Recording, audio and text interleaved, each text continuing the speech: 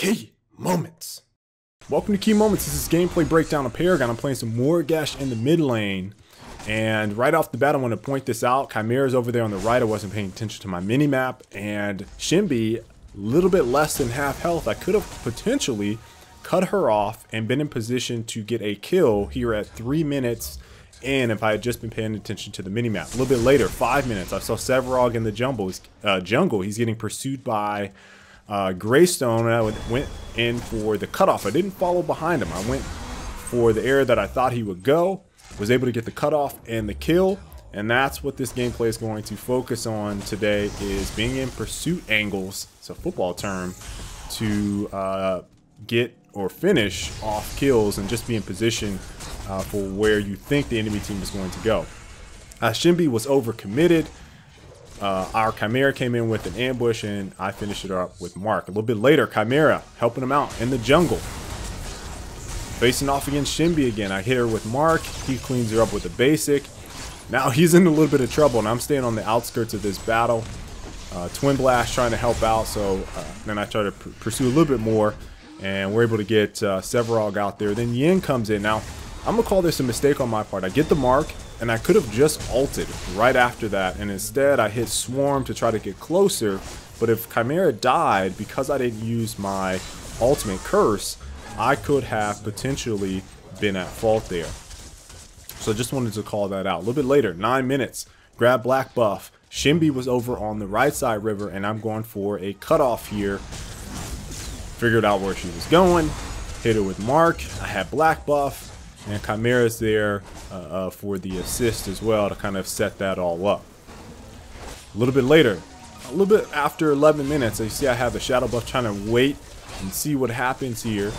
It took Shimby a little while to realize that I was right behind her.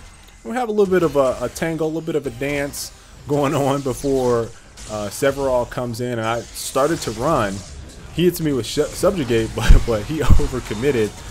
Shimby comes back, and I hit her with Curse, and then she goes down. So I just barely got out of that by the skin of my teeth. If Severog did not fall down, I would have died there for sure. Now I went back to base to get some mana, get some card points, or use some card points, and then when I came back, I was helping out Twin Blast. Now, I did not follow this Yin here. I went around the backside, and she stayed in. She just ran away. I was able to get a Mark, hit her with the basic and Hive, and then she went down. So, you know, I felt really good about the angle that I took to take her out, but she probably could have just ran away right there had she just turned and booked it. Now this is a great containment fence by the Decker to put us back. Unfortunately, she just stayed in, and she was doing basic attacks. And again, this is a situation where the enemy team should have just run.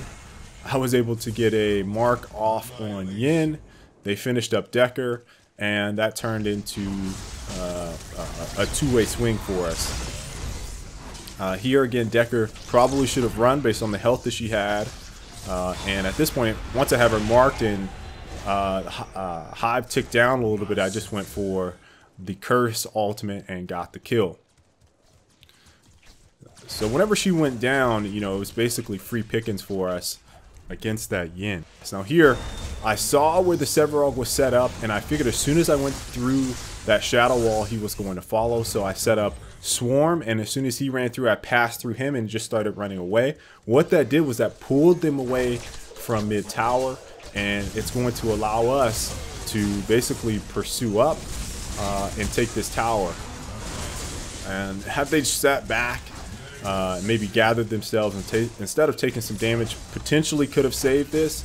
But regardless, what me kind of baiting them out there did was pull them away from tower, allow my teammates to reset back toward me, and then chip them away so that when they tried to defend that middle tower, we were able to get the kill. Now, stab link in there from that Severog. I'm kind of just juking back and forth. It's one of my favorite things to do playing as a master Severog. I know that moving back and forth makes it very difficult for them to gauge where they should do the subjugate.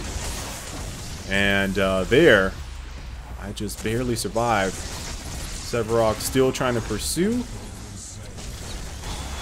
I got my Mark. Got my ult, curse, Yin goes down.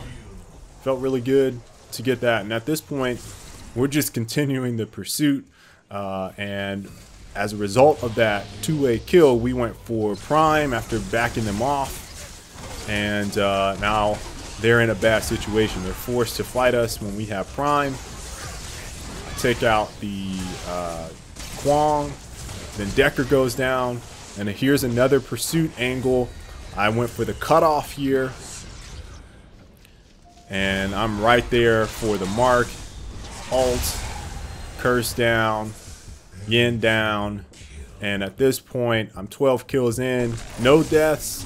Pretty flawless gameplay. I probably should have had 2 deaths there. Just based off of how much health I had and where the enemy team was pursuing. But my teammates were helping out a whole heck of a lot.